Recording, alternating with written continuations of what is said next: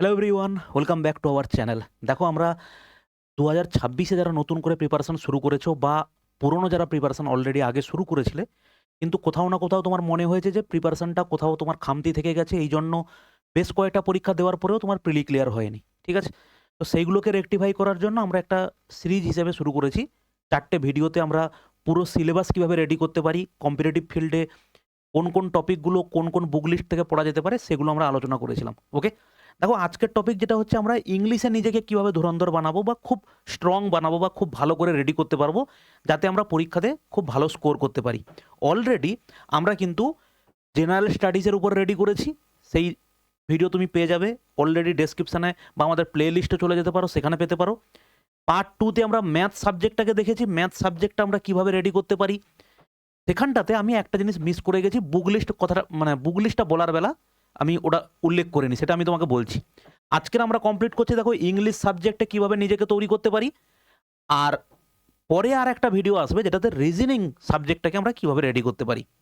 প্রথমে আমরা বলে নেই যে ম্যাথে যেটুকু জিনিস আমি ছেড়ে গিয়েছিলাম সেই জিনিসটা হচ্ছে কিভাবে সেটা আমরা কি করব। দেখো ম্যাথে যখন আমি এই যে ভিডিওগুলো তুমি যদি ডেসক্রিপশানে বা আমাদের প্লে লিস্টে যদি লিঙ্ক না পাও, তুমি আমাদের টেলিগ্রাম জয়েন করতে পারো। ম্যাথস উইথ মিনওয়েসের ডেসক্রিপশানে লিঙ্ক আছে, ওখানে হচ্ছে তোমার এই ভিডিওর লিঙ্কগুলো তুমি পেয়ে যাবে। ঠিক আছে ভাই? এবার দেখো ম্যাথ সাবজেক্টটা নিয়ে আমরা যখন আলোচনা করেছিলাম তখন একটা কথা আমি তোমাকে ভাই বলেছিলাম যে নিজে পড়ে কিন্তু খুব বেশি উদ্ধার করতে পারবে না। তার কারণটা কি? নিজে পড়ে বা তুমি যদি কোনো ইউটিউব চ্যানেলের সহায়তা নাও, তাহলে সেক্ষেত্রে কি হবে, তুমি সেখান থেকে খুব ভালোভাবে একটা সিস্টেমেটিক ওয়েতে নিজেকে রেডি করতে পারবে। তার ডিটেলস অলরেডি আমরা আলোচনা করেছি যে কেন তোমার গাইডের প্রয়োজন। ঠিক আছে? এবারে বুক লিস্টটা সেই সময় তোমাকে আমি এই কারণে বলিনি, যদি তুমি কোনো জায়গাতে ঠিকঠাকভাবে পড়াশুনো করছো, ম্যাথের যদি সেরকম যদি গাইড তোমার থাকে, তাহলে তুমি যার কাছে পড়ছো সে তোমাকে অলরেডি যে চ্যাপ্টারগুলো পড়াবেন, প্রত্যেকটা চ্যাপ্টার থেকে তোমাকে হচ্ছে পিডিএফ তোমাকে প্রোভাইড করবেন এবং সেখানে তুমি প্র্যাকটিস সেটও পাবে, মক টেস্টও পাবে। ওই জন্য তোমাকে কোনো বইয়ের কথা আমি বলিনি। যদি তুমি কোনো জায়গাতে ঠিকঠাকভাবে পড়ছো, তাহলে মোটামুটিভাবে মিনিমাম তুমি 4000 প্রশ্নের একটা হচ্ছে সেট তুমি মোটামুটিভাবে পেতে পারো যেখানে পড়ছো। এবারে দেখো একটা ম্যাথের সিলেবাস 3000 বা 4000 কোশ্চেনে কমপ্লিট করলে এনাফ। এর বেশির করার কোনো প্রয়োজন নেই। বেশি চাইলে প্র্যাকটিসের জন্য তুমি করতেই পারো।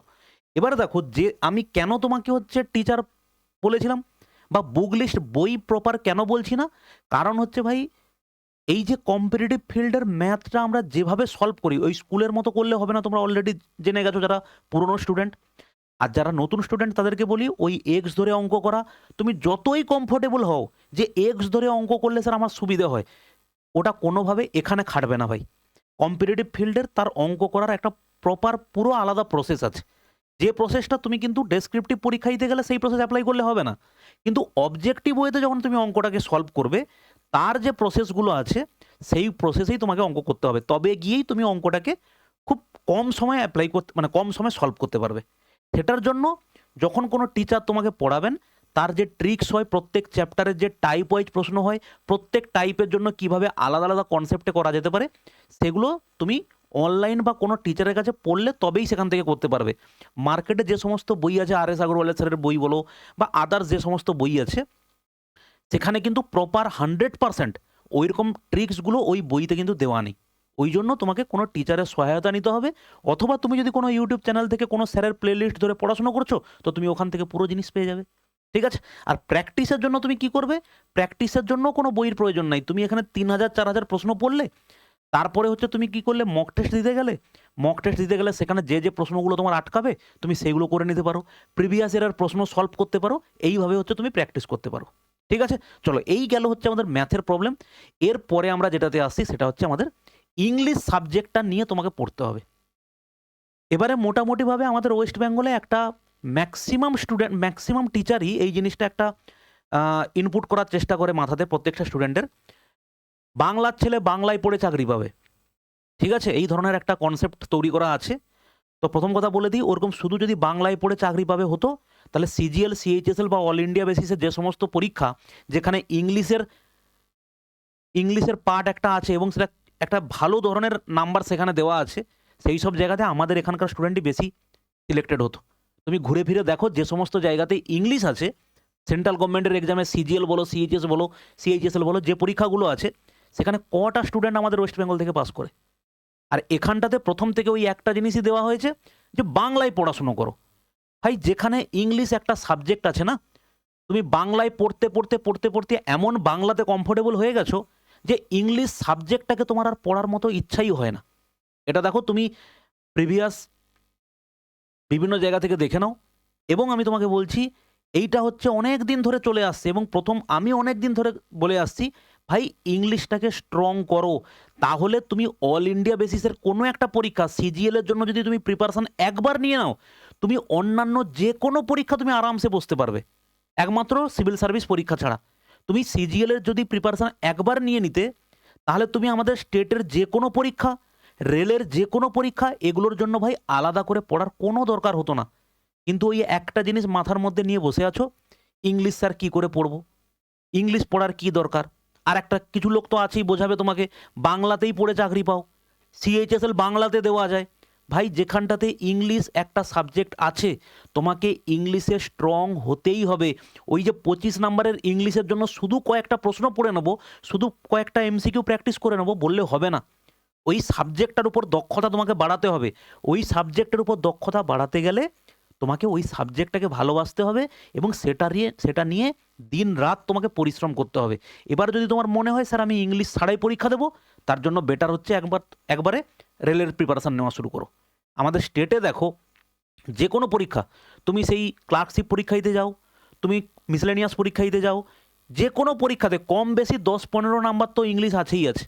এবারে তুমি ভাবো যে সেন্ট্রালের জন্য পড়ছে, সিজিএল এর জন্য, সিএইচএসএল এর জন্য পড়ছে, সে কি ক্লার্কশিপ পরীক্ষা দিতে যাবে না নাকি? দিতে যাবে তো। তাহলে তার কাছে অলরেডি ইংলিশের একটা ডিমান্ড আছে, ইংলিশের উপরে একটা তার একটা স্ট্রং পয়েন্ট আছে। স্ট্রং না হলেও সে পড়েছে। আর তুমি আমি কি ভাবছি, ইংলিশ আমি কেন পড়তে যাব? ঠিক আছে, এই মাইন্ডসেট থেকে ভাই বাইরে বেরো। ওকে, ইংলিশ তোমাকে পড়তেই হবে যদি তুমি তোমার স্বপ্নটাকে সেই লেভেলে ভাবছো। তুমি ভাবছো স্যার আমি পুলিশের কনস্টেবল পরীক্ষা দেবো, ইংলিশের কোনো বালাই নেই। ঠিক আছে, বা ইংলিশ যতটুকু আছে শুধু সেইটুকু এইটুকু পড়লে হবে। কিন্তু যদি তুমি সেই লেভেলের জায়গাতে যেতে চাও, ইংলিশটাকে ভাই প্রথম থেকে রেডি করো। ঠিক আছে, এবারে আসি প্রথমে ইংলিশের সিলেবাস কি আছে। ইংলিশের সিলেবাস দেখো 3টে পার্টে ভাগ করা আছে। একটা হচ্ছে ভোকাবুলারি, দ্বিতীয় নম্বর হচ্ছে গ্রামার অ্যান্ড সেন্টেন্স স্ট্রাকচার, আর 3 নম্বর হচ্ছে রিডিং অ্যান্ড কম্প্রিহেনশন। ওকে, এর মধ্যে প্রথম কথা হচ্ছে এই ভোকাবুলারি পার্টে তোমাকে স্ট্রং হতেই হবে। বিভিন্ন লোক বিভিন্নভাবে বলবে 5,000, 10,000, 20,000, 30,000, 40,000 ওয়ার্ড মুখস্থ করতে হবে। ওইভাবে বসে বসে ভাই মুখস্থ করলে পারবে না। তোমাকে কন্টিনিউয়াস একটা প্রসেসের মধ্যে দিয়ে যেতে হবে। তোমাকে যদি আমি কোনো একটা বাংলা ওয়ার্ড দাও, তুমি যদি হিসেব করো, তুমি এই মুহূর্তে কিন্তু বেশ কয়েকশো বাংলা ওয়ার্ড তুমি জানো, এবং বাংলা ওয়ার্ড বললে তুমি তার মানেও বুঝতে পারো। কিন্তু ইংলিশে যদি কয়েকশো এরকম ওয়ার্ড তোমার সামনে রেখে দেওয়া হয়, তার মধ্যে 90% ওয়ার্ডের মানেই আমরা জানবো না। কারণটা কি? কারণ আমরা ওইটাকে ভালো করে প্র্যাকটিস করা বা ভালো করে মনে করা বা ভালো করে জানার চেষ্টাই করিনি। সেই জন্য হচ্ছে ওই জিনিসগুলো আমার কাছে অজানা। ইংলিশ সাবজেক্টটাতে ভালো কমান্ড বানাতে গেলে তোমাকে এই জিনিসগুলো তোমাকে জানতেই হবে।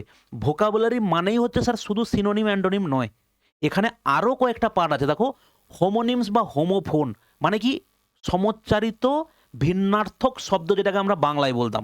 যেমন হচ্ছে দেখো নাইট এবং নাইট, KNIGHT আর NIGHT। ঠিক আছে, এই ধরনের যে জিনিসগুলো। ওয়ান ওয়ার্ড সাবস্টিটিউশন, এক কথায় প্রকাশ। ঠিক আছে, এরপরে দেখো স্পেলিং কারেকশন, ডিটেকশন, আর হচ্ছে দেখো ইডিয়ম অ্যান্ড ফ্রেজ। ঠিক আছে, এক কথায় প্রকাশ আমরা বাংলাতে পড়েছি, ইডিয়ম ফ্রেজ বাংলায় পড়েছি, যেমন শাঁখের করাত। এই ধরনের জিনিসগুলো হচ্ছে আমরা বাংলাতে কিন্তু পড়েছি, সেগুলো তোমাকে ইংলিশে পড়তে হবে। পড়ার স্ট্র্যাটেজি কি আছে একটা একটা আলোচনা করব, আগে দেখে নিই পুরো সিলেবাসটা। দেখো, ভোকাবুলারি হচ্ছে আমরা দেখলাম। এরপরে যেটা মোস্ট ইন্টারেস্টিং জিনিস, এই সিনোনিম অ্যান্টোনিম। দেখো, তুমি ওয়ার্ডের যদি ভাই মানে না জানো, তাহলে একটা সেন্টেন্সে কি বলতে চেয়েছে সেটা বুঝবে কিভাবে? ওয়ার্ডের মানে তো তোমাকে জানতে হবে প্রত্যেকটার। তারপরে গিয়ে তুমি বুঝতে পারবে কি যে এই পুরো সেন্টেন্সে আমাকে কি বলা হয়েছে, বা এই পুরো সেন্টেন্সে কি ভুল আছে। ঠিক আছে, তাহলে ভোকাবুলারি আগে তোমার গঠন তৈরি করতে হবে। এবারে দেখো, অ্যাকচুয়ালি ভোকাবুলারি মানে কি? শব্দ ভাণ্ডার যেটাকে বলা হয়। এরপরে দেখো গ্রামার অ্যান্ড সেন্টেন্সেস। একদম সিম্পল ওয়ার্ড, আমি ভাত খাই, খাই আমি ভাত, ভাত আমি খাই। এই যে সেন্টেন্স কার পরে আমরা অলরেডি এই জিনিসগুলো জানি, ছোটবেলায় তুমি পড়েও ছিলে, কিন্তু তারপরে একদম পরিষ্কারভাবে বলতে গেলে আমাদের অলসতার জন্য জিনিসগুলো মাথা থেকে টোটালি আউট হয়ে গেছে। হ্যাঁ কি না? ছোটবেলায় কেউ আমরা পার্টস অফ স্পিচ পড়িনি? সবাই পড়েছি আমরা। মাধ্যমিক আমরা সবাই পাস করেছি। অতএব পার্টস অফ স্পিচ এই জিনিসগুলো প্রত্যেকটা জিনিস আমরা ছোটবেলায় শিখেছি। কেউ ভালো হাতে পড়ে গিয়েছিলে, ভালোভাবে পড়তে পেরেছো, কেউ সেরকম জায়গাতে পড়তেই পারোনি, তো সেইগুলো ফাঁকা থেকে গেছে। যেমন হচ্ছে প্রথম দেখো এরর স্পটিং। এই এরর স্পটিংয়ে যেতে গেলে আগের প্রত্যেকটা জিনিস তোমাকে জানতে হবে।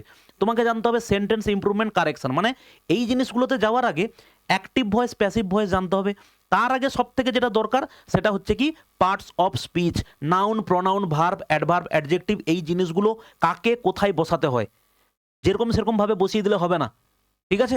প্রত্যেকের বসার একটা জায়গা আছে, সেটা তোমাকে জানতে হবে। সেটার ক্লিয়ারিটি আসলো।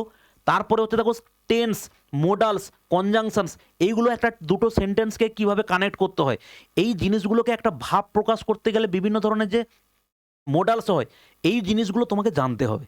এই জিনিসগুলোর প্রপার জ্ঞান থাকলে তবে গিয়ে তুমি এরর স্পটিং করতে পারবে। আমার সেন্টেন্স স্ট্রাকচারের জ্ঞান নেই স্যার, তাহলে আমি বলবো কিভাবে যে এখানে ভুল আছে না নেই? বোঝা গেল? তাহলে তোমাকে প্রথম হচ্ছে এই জিনিসগুলো প্রত্যেকটা জিনিস ভাই জানতে হবে।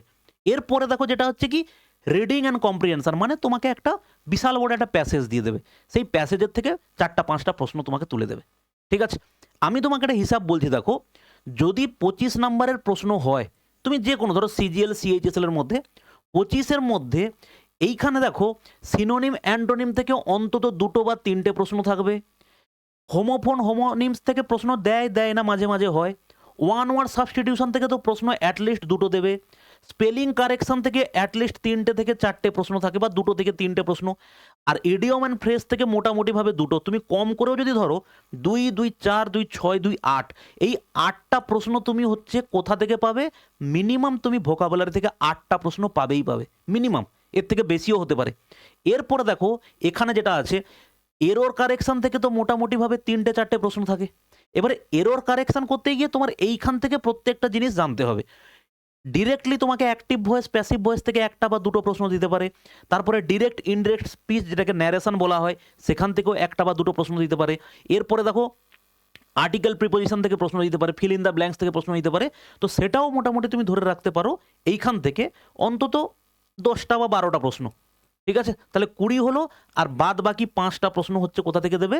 তোমাকে দেবে হচ্ছে রিডিং এবং কম্প্রিহেনশন থেকে। ঠিক আছে? রিডিং কম্প্রিহেনশনের মধ্যে দেখো ক্লোজ টেস্ট দেবে। রিডিং ক্লোজ টেস্টটা মোটামুটিভাবে ব্যাংকিংয়ের ক্ষেত্রে আগে আসতো, কিন্তু এখন মোটামুটি অন্যান্য পরীক্ষাগুলোতেও দেয়। রিডিং কম্প্রিহেনশন আছে, তারপরে সেন্টেন্স রিঅ্যারেঞ্জমেন্ট থাকে, কি 4টা 5টা সেন্টেন্স তোমাকে দিয়ে দেবে, সেগুলোকে ঠিকঠাকভাবে বসিয়ে তারা একটা প্রপার ভাব প্রকাশ করছে এরকম ফরম্যাটে আনতে হবে। ঠিক আছে স্যার?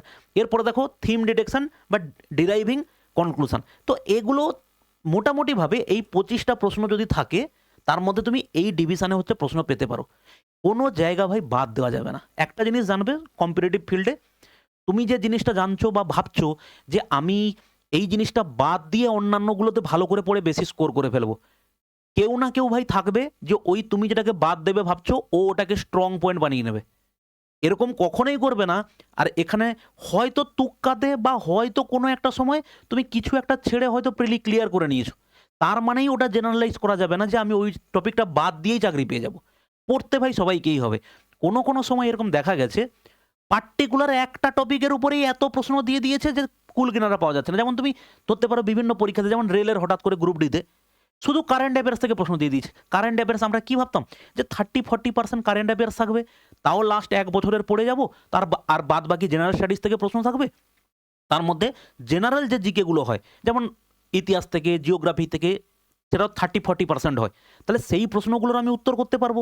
বাদ বাকি কিছু অ্যাবসার্ড প্রশ্ন হয়, সেগুলো করতে পারবো না। তাহলে টোটাল 25টা প্রশ্নের মধ্যে আমি অলমোস্ট 17-18টা করতে পারবো। কিন্তু দেখা গেছে কিছু কিছু পরীক্ষায় শুধু কারেন্ট অ্যাফেয়ার্স দিয়ে দিয়েছে, দেখো পুরোটাই ভরাডুবি হয়ে গেল। আর আমি একটা জিনিস সবসময় বলি, যে কোনো সিচুয়েশনের জন্য ভাই সবসময় নিজেকে প্রিপেয়ার রাখো, সব সময়। এরকম নয় যে আমি পরে একটা পরীক্ষা দিতে যাব, সেখানে গিয়ে ফেল করে গিয়ে তারপরে বলবো এটাই ফেল করে গেলাম, পরের বার অন্য একটা পরীক্ষা এই পরীক্ষাটা দিতে আসবো, তখন হচ্ছে এটাতে পাস করব। ভাই একটা ফেল করা মানে তোমার ওই পরীক্ষার জন্য আবার 1 বছরের অপেক্ষা।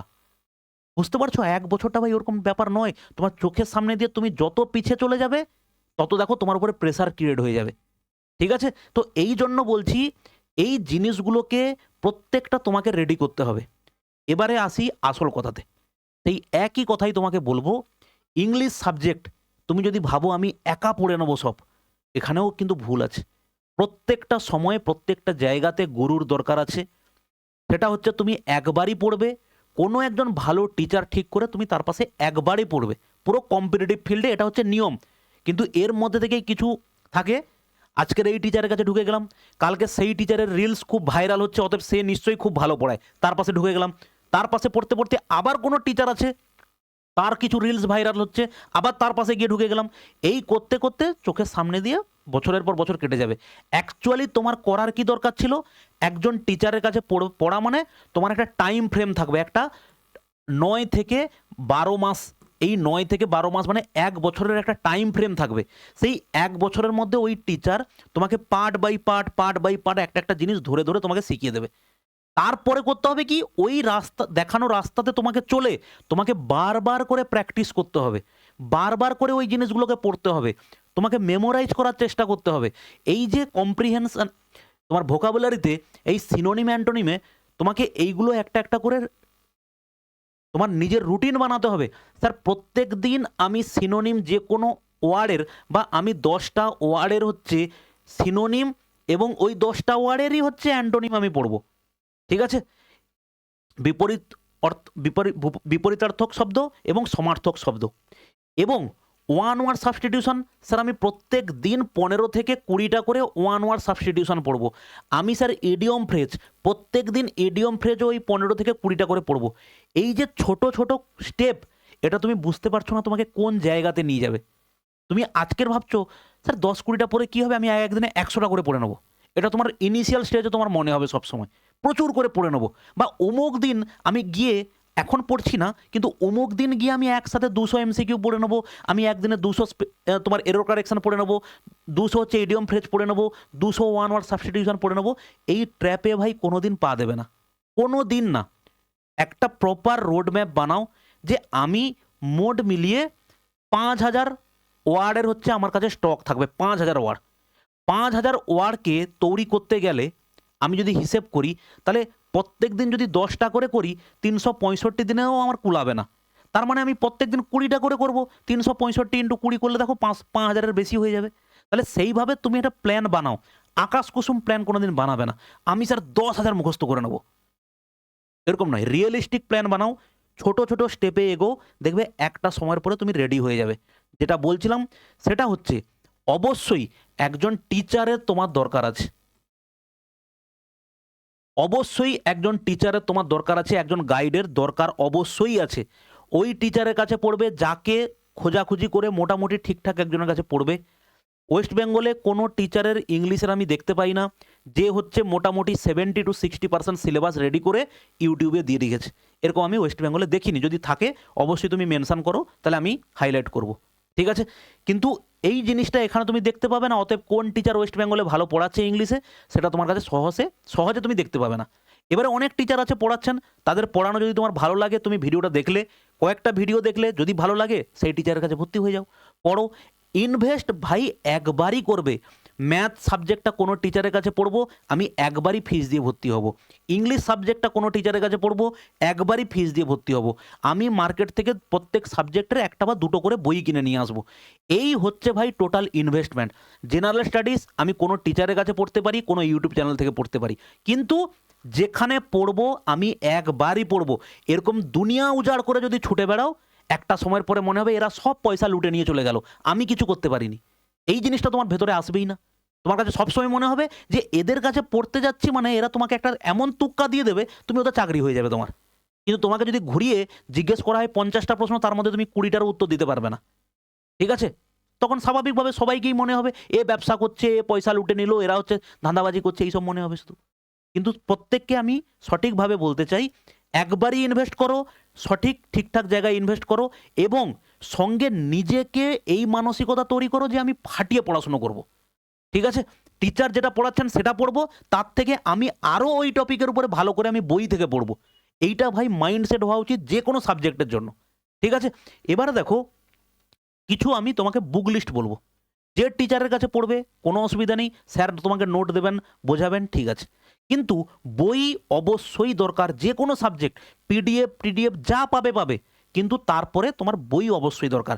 ম্যাথের ক্ষেত্রে পিডিএফটাই তোমার বই হতে পারে, তোমাকে প্রিন্ট আউট করতে হতে পারে, ঠিক আছে। কিন্তু ইংলিশের ক্ষেত্রে যে কোনো নিয়ম স্যার তো আর ওই ধরে ধরে যদি নিয়ম লেখানো পিডিএফ তোমাকে প্রোভাইড করছেন খুব ভালো, না হলে নিয়ম তোমাকে বলে দিচ্ছেন, দিয়ে তারপরে কোশ্চেন অ্যান্সার সলভ করাচ্ছেন, তাহলে সেক্ষেত্রে আমি বলবো কোনো একটা বইয়ের তুমি হেল্প নাও। মার্কেটেও ইংলিশের প্রচুর বই আছে, তার মধ্যে আমি পড়েছিলাম যখন তার কি প্রিপারেশান নিচ্ছিলাম, তখন হচ্ছে আমি এই বইটা পড়েছিলাম। আমি একটা ভিডিওতে সম্ভবত একটু ভুল বলে দিয়েছিলাম যে আমি এই এসপি বক্সি স্যারের বই পড়েছি, না, আমি পড়েছি এই বই থেকে। এই বই থেকে আমি প্র্যাকটিস করতাম, ঠিক আছে। এখানকার মধ্যে এই তিনটের বই মধ্যে পরবর্তীকালে যখন আমি বই বিভিন্ন সময় বিভিন্ন বই কিনি, নিজের থেকেই কিনি, চেষ্টা করি দেখার যাতে তোমাদের সঙ্গে আমি ভালোভাবে তোমাদেরকে গাইড করতে পারি। মার্কেটে যত বই আছে তার মধ্যে এই বইটা হচ্ছে বর্তমানে বেস্ট বই। যারা হচ্ছে ইংলিশ নিয়ে পড়বে বলে ভাবছো, এবং হচ্ছে সাবজেক্ট হিসেবে একটা কম্পিটিটিভ ফিল্ডের ইংলিশ একটা টপিক 25 নাম্বার মোটামুটিভাবে তুমি ভাবো 25% ওয়েটেজ আছে অন্যান্য পরীক্ষায়, তারপরে মেন পরীক্ষায় গেলে আরও বেশি ওয়েটেজ। এই বইটা হচ্ছে আমার কাছে বেস্ট বই বলে এখন মনে হয়, কারণ এই নিতু সিং ম্যামের বইটা, এই বইটাতে যে কন্টেন্ট আছে, যেভাবে এই যে তোমাকে জিনিসগুলো বোঝালাম না, এই যে এরর্স কারেকশন, অ্যাক্টিভ প্যাসিভ, এই যে নিয়মগুলো, এগুলো খুব সুন্দরভাবে এই বইটাতে বলা আছে। এই বইগুলোতে স্যার কি নেই, সব বইতে বলা আছে, কিন্তু এইটাতে এক্সাম্পল সহ খুব ভালো করে এই বইটাতে বোঝানো আছে। তাইলে তুমি অবশ্যই, এটা নয় যে তুমি এই বই নিয়ে, আবারও বলছি, ওই রকম ডিসিপ্লিন মেন্টালিটি, ডিসিপ্লিন লাইফ সবাই কিন্তু ভাই তৈরি করতে পারে না। তুমি চেষ্টা করে একবার দেখে নিতে পারো, প্রত্যেক 10 দিন 15 দিনের পরে মনে হবে ভাল লাগছে না, আমি অন্য কিছু একটা করি। এইটা হচ্ছে প্রত্যেকটা মানুষের ভেতরে আছে, যে এইটা থেকে বেরিয়ে যেতে পারবে সে জয় করে নেবে, ঠিক আছে। অনেক সময় দেখো আমিও ভিডিও দিতে দিতে কোনো একটা সময় দেখো 5 দিন 10 দিন গ্যাপ হয়ে যায়, তার কারণটা কি, কাজ করতে করতে ফেড আপ হয়ে যাই আমরা। তারপরে এই যে কাম ব্যাক করাটা, ওটাই হচ্ছে সব থেকে ইম্পর্ট্যান্ট। 5 দিন কাজ করলাম, 2 দিন করতে ভালো লাগছে না, তারপরে শুরু করছি, ভালো লাগছে না, কিন্তু 5 দিনের পরে আবার যদি কাম ব্যাক করে যাই, মানে আমি যে কাজটা করছিলাম শুরু করেছিলাম সেটা যদি আবার আমি শুরু করতে পারি, তবে গিয়ে তুমি তোমার প্রোগ্রেস দেখতে পাবে। এর ক্ষেত্রেও ঠিক ভাই তেমন। তুমি দেখো এই বই পড়তে পড়তে না 5-10 দিন পরে তুমি ফেড আপ হয়ে যাবে। তাহলে সেক্ষেত্রে টিচারের কাছে যদি তুমি পড়ো, একটা প্রপার ক্লাস থাকবে, ক্লাস করলে, ক্লাস করার পরে স্যার যে টপিকটা পড়ালো, যেটা বোঝালো, স্যারের কাছ থেকে সেটা বুঝলে সঙ্গে সঙ্গে তারপরে চলে আসো বইতে। সেম, প্রত্যেক বই হচ্ছে সেম। এই বইটা আমি ভালো বলছি এই কারণে, তার ওখানটাতে ভালো করে ডিটেলসে বোঝানো আছে এক্সাম্পল সহ।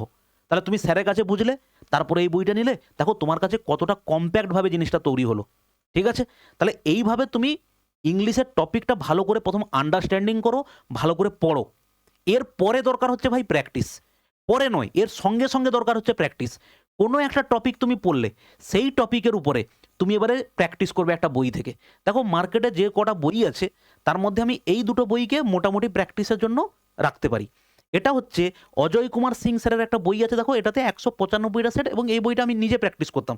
আমি হচ্ছে এটা পড়েছি এবং এটার জন্য এটা হচ্ছে প্র্যাকটিস করে, এটার জন্য প্র্যাকটিস করেছি। এটা অনেক পুরনো অনেক বই, এই বইটা করতে পারো। অথবা ব্ল্যাক বুক বলে একটা বই আছে, এই বইটাও করতে পারো। এগুলো থেকে কিন্তু ভাই প্র্যাকটিসের জন্য, ঠিক আছে। ওখানে পড়লে, পড়ার পরে ওই টপিকের উপরে এই বইগুলোতে চলে এলে তুমি হচ্ছে প্র্যাকটিস করার জন্য, সলভ করার জন্য, ঠিক আছে। এই হচ্ছে গিয়ে প্রপার ভাই প্রসেস। 1 নাম্বার কি দেখলাম আমরা, সিলেবাসটা দেখে নিলাম আমাদের কি কি পড়তে হবে। দ্বিতীয় নাম্বার দেখলাম কি, দ্বিতীয় নাম্বার আমি তোমার বললাম যে অবশ্যই তোমার একটা গাইডের দরকার আছে, না হলে এগোনো খুব মুশকিল।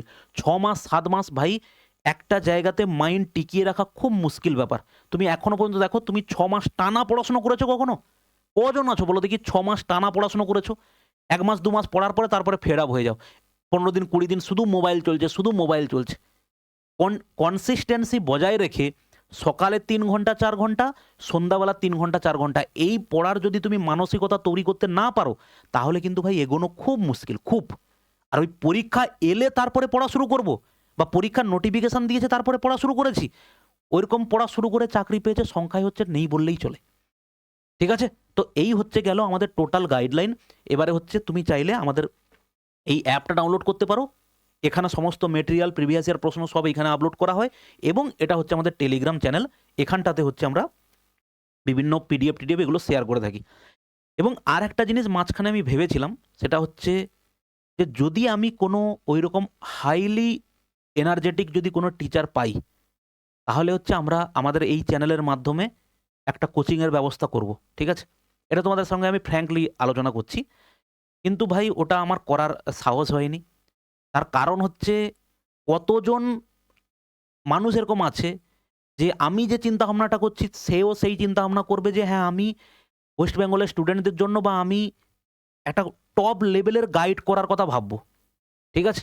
কারণ আমি অনেক সময় দেখেছি অনেক কোচিং সেন্টারে এখানে পড়াচ্ছে, পড়াতে, পড়াতে ধরো তার থেকে স্বাভাবিক আমার একটা লিমিটেশন আছে। সেই অনুযায়ী আমি তাকে স্যালারি পেড করব। ৫ মাস ৬ মাস পরে হচ্ছে কি হয় জানো তো? বিভিন্ন কোচিং সেন্টারের একটা অন্যতম স্ট্র্যাটেজি এটা। যে ওই কোচিংটা খুব ভালো চলছে, ওই কোচিংয়ের খুব ভালো সুনাম আছে। তাকে ভেঙে দেওয়ার হচ্ছে, ওই সুনামটাকে মাটিতে ফেলে দেওয়ার হচ্ছে একটা স্ট্র্যাটেজি, ওখান থেকে টিচার কিনে নাও। এটা হচ্ছে শুধু এখানে নয়, একদম ভারতবর্ষের যত বড়, বড় কোচিং ইনস্টিটিউট আছে সেখানকার স্ট্র্যাটেজি হচ্ছে ভাই এটা। তো আমিও ভেবেছিলাম যে এরকম খুব এনার্জেটিক, খুব মানে একদম যারা হচ্ছে ধরো ২ বার ৩ বার ৪ বার সিজিএল দিয়েছে, সামহাউ হয়তো ১-২ নাম্বারের জন্য ৫ নাম্বারের জন্য পাস করতে পারেনি। বা অনেকে আছে অনেক দিন ধরে ইংলিশ ব্যাকগ্রাউন্ড আছে, ইংলিশে খুব ভালো স্ট্রং তার একটা জায়গা আছে। সে হয়তো একটু ভালো করে আমি কিভাবে করতে হবে, কিভাবে এগোতে হবে আমি গাইড করে দিলে সে হচ্ছে ফাটিয়ে পড়িয়ে দেবে তোমাদেরকে। কিন্তু ভাই ওটা আমি আ ওই রিস্কটা আমি নিতে পারছি না। তার কারণ হচ্ছে একটাই, যে এরকম কাউকে রাখলাম, পরবর্তীকালে আমি সার্টেন অ্যামাউন্ট ৳১০ দিয়ে রাখলাম, পরবর্তীকালে কেউ এসে বলবে আমি ৳২০ দেবো, সে সেখান থেকে চলে যাবে। তখন তোমাদের কাছে যে একটা দায়বদ্ধতা আমি তৈরি করব যে আমি তোমাকে পুরো কোর্স কমপ্লিট করিয়ে দেবো বা পুরো কমপ্লিট করাবো। মাঝখানটা থেকে এরকম করে যদি হয়ে যায়, গন্ডগোল হয়ে যায়, তাহলে তখন কিন্তু আর আমার বলার মতো কিছু থাকবে না। এবারে স্বাভাবিকভাবে আমি অন্য টিচার আবার রিক্রুট করে দিতেও পারি। এরকম আমি যদি রিক্রুট করব বলি প্রচুর টিচার চলে আসবেন পড়ানোর জন্য। কিন্তু একজন যেভাবে পড়াতো সেই যে রিদিমটা তুমি ধরে নিয়েছিলে না? যত ভালো টিচারই আসুক ওই সেম রিদিম কিন্তু তুমি রাখতে পারবে না। এটা হচ্ছে একটা আমাদের সাইকোলজি বলো বা আমাদের এইভাবে আমরা মানে অভ্যস্ত। ঠিক আছে? তো ওইজন্য ভাই আমি ওই রিস্কটা নিলাম না। ওই রিস্কটা পরবর্তীকালে যদি কখনো সম্ভব হয় সেটা হচ্ছে ট্রাই করব। কিন্তু এখন এই বছর তো অন্তত নয়। অতএব তোমাদেরকে বলব তোমরা তোমাদের হিসেব মতো বেটার টিচার দেখো, যেখান থেকে খুব ভালো গাইড পাবে এবং আমি যেটা তোমাকে বললাম রোড ম্যাপ বললাম বা যেভাবে বললাম তোমাকে পরপর স্টেপ বাই স্টেপ সিলেবাস ধরে, ধরে প্রত্যেকটা টপিক পড়ো, সেখান থেকে হচ্ছে কিভাবে প্র্যাকটিস করবে সেগুলো তোমাকে আমি বললাম, সেগুলো একবার ট্রাই করো। ঠিক আছে? চলো ভালো থাকবে। আর আমাদের একটা মাত্র টপিক আছে যে রিজনিংটা কিভাবে রেডি করব সেটা আমরা পরের একটা ভিডিওতে আলোচনা করব। ঠিক আছে ভাই? চলো ভালো থাকবে। বাই।